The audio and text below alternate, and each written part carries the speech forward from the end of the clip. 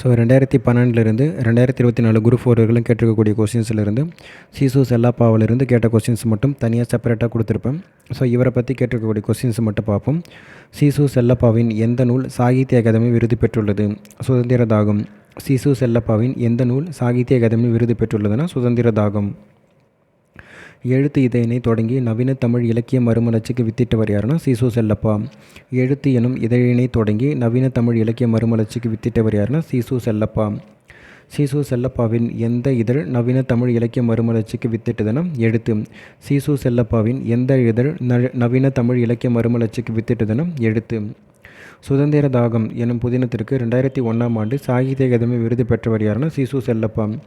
சுதந்திர தாகம் என்னும் புதினத்திற்கு 2001 சாகித்ய அகாதமி விருது பெற்றவர் யாருன்னா சீசு செல்லப்பா. ஜீவனாம்சம் என்ற நூலை எழுதியவர் யாருன்னா சீசு செல்லப்பா தான். ஜீவனாம்சம் என்ற ஒரு நூல் எழுதியவர் யாருன்னா சீசு செல்லப்பா. ஸோ புது கவிதையின் மறுபிறப்புக்கு வித்திட்டவர் யாருன்னா நா. பிச்சமூர்த்தி. புது கவிதையின் மறுபிறப்புக்கு வித்திட்டவர் யாருன்னா நா. பிச்சமூர்த்தி. புது கவிதை செழுமையுற காரணமாக இருந்தவர் யாருன்னா சீசு செல்லப்பா. புது கவிதை செழுமையுற காரணமாக இருந்தவர் யாருன்னா சீசு செல்லப்பா. புது கவிதை வரலாற்றில் ஒரு துருவ நட்சத்திரம் யாருன்னா சுந்தர ராமசாமி. புது கவிதை வரலாற்றில் ஒரு துருவ நட்சத்திரம் யாருன்னா சுந்தர ராமசாமி. யாப்பறிந்து யாப்புடைத்த புது கவிஞர் யாருன்னா மணி. யாப்பறிந்து யாப்புடைத்த புது கவிஞர் யாருன்னா மணி. ஸோ அவ்வளோதான். ஸோ செல்லப்பாவிலிருந்து கேட்டிருக்கக்கூடிய கொஸ்டின்ஸ் எல்லாமே பார்த்து முடிச்சிட்டோம். ஸோ வேறு ஒரு டாப்பிக்கில் பார்ப்போம்.